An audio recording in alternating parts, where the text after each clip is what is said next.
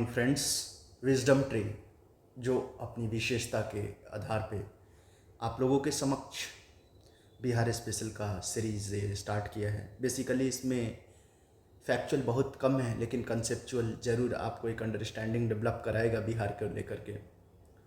तो ये सीरीज की शुरुआत कर रहा है ताकि आप में अंडरस्टैंडिंग डेवलप हो सके।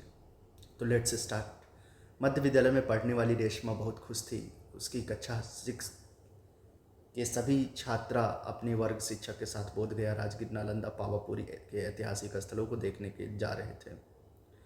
शिक्षक ने बच्चों को अपने साथ कलम, डायरी, पानी बोतलें रखकर 6 बजे सुबह परिसर में बुलाया था। वहीं से बस खुलने वाली थी। अगले दिन सभी बच्चे नियत समय पर विद्यालय पहुँचे। वे बस द्वारा पहले बोधगया पहुँचे। बच्चों ने पहले महाबोधि मंदिर देखा। यह मंदिर विश्व का धरोहर में गिना जाता है। पहला क्या देखा? महाबोधि। याद रखिएगा, महाबोधि मंदिर कहाँ है? बोधगया में।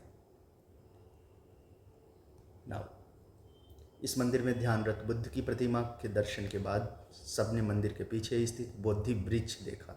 अब ये क्वेश्चन आ सकता है कि बोधि वृक्ष कहाँ पर अवस्थित है, महाबोधि मंदिर के किस डायरेक्शन में? ये प्रश्न बन सकता है। तो पीछे में, इसी वृक्ष के नीचे गौतम बुद्ध ने ज्ञान की प्राप्ति हुआ था। तत्पश्चात गौतम बुद्ध कहलाया। जब ये क्या कहलाए? गौतम बुद्ध कहलाए। बोधि वृक्ष के नीचे कई बौद्ध भिक्षु भगवान बुद्ध की आराधना कर रहे थे। इसी मंदिर के बगल में मुचलिंद सरोवर में बच्चों ने मछलियों को दाना खिलाया।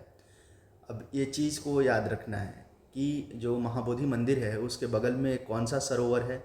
तो Muchalinda Sarovar. Important fact for the prelims examination. So where is this Muchalinda Sarovar is situated? And that is at Bodhgaya. Let's move ahead. सरोवर में मछलियाँ भरी पड़ी थी। इतनी सारी मछलियों को देखकर बच्चे को आनंद की सीमा नहीं रही। मंदिर के इर्द गिर्द कई देशों ने भगवान बुद्ध के मंदिर बनवा रखे हैं। मतलब कि कई देश ने, साउथ ईस्ट एशिया के स्पेशली बहुत सारे जो देश थे वो वहाँ पे मंदिर बना चुके हैं। बच्चे इस बात में पुनः सवार हो गए। बच्चे इस बस में पुनः सवार हुए और वहाँ से चल करके गया शहर के चांदचौर क्षेत्र पहुँचे। अब ये चांदचौर क्षेत्र कहाँ है? गया में। ये बात याद रखिएगा, गया में चांदचौर क्षेत्र है। आगे हम लोग मूव करते हैं। वहाँ से बच्चे फल्गु नदी के तट पर विष्णुपद मंदिर देखने गए। यहाँ भगवान विष्णु के पद चिन्ह हैं। इस मंदिर को काले पत्थरों से रानी अहिल्याबाई ने बनवाया था। याद रखिएगा, ये सब इम्पॉर्टेंट आपको फैक्ट्स है रिगार्डिंग प्रीलिम्स की जो विष्णुपद मंदिर था वो कौन से पत्थरों से बनी हुई है? तो काले पत्थर से। किसने बनवाया? तो अहिल्याबाई ने। वहाँ के पुजारियों ने बताया कि प्रतिवर्ष आश्विन महीने के कृष्ण पक्ष में यहाँ पितृपक्ष मेला 15 दिनों के लिए लगता है। किस महीने में? आश्विन महीने में। कौन से पक्ष में? कृष्ण पक्ष में। क्या होता है? पितृपक्ष का 15 दिन का मेला लगता है।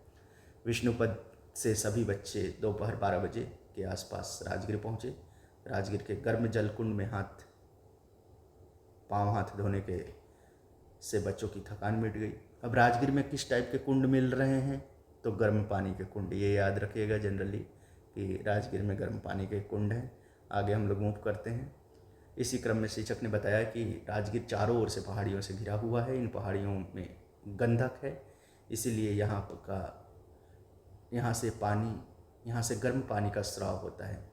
अब ये इम्पॉर्टेंट फैक्ट है, याद रखिएगा प्रीलिम्स के लिए, कि किस वजह से वहाँ की पानी गर्म है? तो गंधक होने की वजह से पानी गर्म है। ये इम्पॉर्टेंट फैक्ट है। बच्चों ने मनियार मठ, जरासंध का अखाड़ा देखा तथा शांति स्तूप देखने रज्जू मार्ग द्वारा, मतलब रोपवे द्वारा पहाड़ी की ओर चले गए। अब कौन कौन सी चीज़ें इधर है? मनियार मठ है, जरासंध का अखाड़ा है और आपको शांति स्तूप है गया में। आगे मूव करते हैं। यह शांति स्तूप पहाड़ी पर स्थित सफ़ेद गुंबदकार स्तूप है। बुद्ध का जो सफ़ेद स्तूप है वो यहाँ पर जो आपको फिगर में अभी दिखा था, जिसके चारों दिशाओं में महात्मा बुद्ध की 4 प्रतिमाएँ अलग अलग मुद्राएं में लगी हुई है। कितनी प्रतिमाएं यहाँ पर लगी हुई है? 4 अलग अलग मुद्राओं में। पहाड़ी पर पहुँचने के लिए रज्जु मार्ग की सुविधा है। पहाड़ी के शीर्ष पर स्थित शांति स्तूप अभूतपूर्व दृश्य प्रदान करता है। यहाँ से चारों ओर पहाड़ियाँ दिखाई देती है। शिक्षक ने बताया कि मगध के राजा अजातशत्रु और बुद्ध के बारे में कुछ प्रचलित कथाएं सुनाई। अब जो उनका टीचर था वो क्या कर रहा है? वो मगध के राजा अजातशत्रु और बुद्ध के बारे में बता रहा है। अब ये चीज़ आपको पता हो गया कि ये समकालीन थे। अजातशत्रु और बुद्ध राजगीर से आगे चलकर बच्चे अभी राजगीर में पहुँचे हुए हैं। वहाँ से बच्चे आगे चल कर के नालंदा पहुँचते हैं। रास्ते में ही शिक्षक बच्चों को खाजा मिठाई खरीदी। नालंदा 5वीं शताब्दी में स्थापित विश्वविद्यालय है। इस बात को आप समझिए कौन से है। नालंदा में 5वीं सदी में स्थापित नालंदा विश्वविद्यालय के खंडहर, ये देखिए नालंदा विश्वविद्यालय का खंडहर के अवशेष हैं।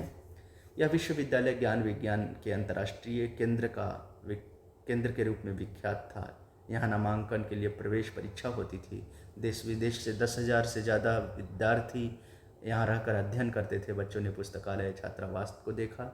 आपको पता होगा कि वहाँ पर लगभग 4 अलग अलग पुस्तकालय हैं जो काफ़ी बड़े बड़े हैं, जो रिसेंटली अभी नरेंद्र मोदी जी ने वहाँ पर इनॉग्रेट किया है और इसे नए रूप से फिर से बनाया जा रहा है और विश्वविद्यालय के रूप में स्टार्ट कर दिया गया है। Now coming to the next, यहाँ से सब पावापुरी जल मंदिर देखने जाते हैं। तालाब के बीचों बीच स्थित जल मंदिर में भगवान महावीर के दर्शन किए। तालाब में मछलियों और कमल के फूल के प्राकृतिक रूप से मंदिर का शोभा बढ़ा रहे थे। वहीं यह जगह है जहाँ भगवान महावीर ने शरीर त्याग कर महानिर्वाण की प्राप्ति की। तो भगवान महावीर ने कहाँ पर शरीर त्याग कर महापरिनिर्वाण की प्राप्ति की? तो पावापुरी में, यहीं पे जल मंदिर के पास। शाम घिराई थी, अतः बच्चे बस में सवार होकर घर लौटने लगे। शिक्षक ने बताया कि बगल में ही नवादा जिला है जहाँ काकोलत जल प्रपात है, अपने ठंडे जल के लिए प्रसिद्ध है। यह एक मनोरम प्राकृतिक स्थल है। समय अभाव के कारण वहाँ से लोग नहीं जा सके। सभी बच्चे देर तक अपने अपने घर पहुँचे। तो ये था क्लास 6 का 8th चैप्टर, जहाँ पर हमारे बिहार के बारे में बताया गया है। आपने देखा कि किस तरीके से कुछ इम्पॉर्टेंट इसमें फैक्ट्स थे जिसको आपको याद रखना बहुत ज़रूरी है। ये पढ़ना इसलिए ज़रूरी था ताकि आपके अंदर एक अंडरस्टैंडिंग डेवलप हो सके, उस एज को भी आप कुछ देर के लिए एंजॉय कर सकें। हम कोशिश करेंगे कि सारी जो भी बिहार स्पेशल भौगोलिक दृष्टि से, ऐतिहासिक दृष्टि से और at the same time socio economic तरीके से इम्पॉर्टेंट है बीपीएससी के लिए, उसको हूबहू टेक्स्ट के रूप में रखेंगे, ना कि किसी टाइप का शॉर्ट नोट्स के रूप में। धन्यवाद आपको ये वीडियो देखने के लिए।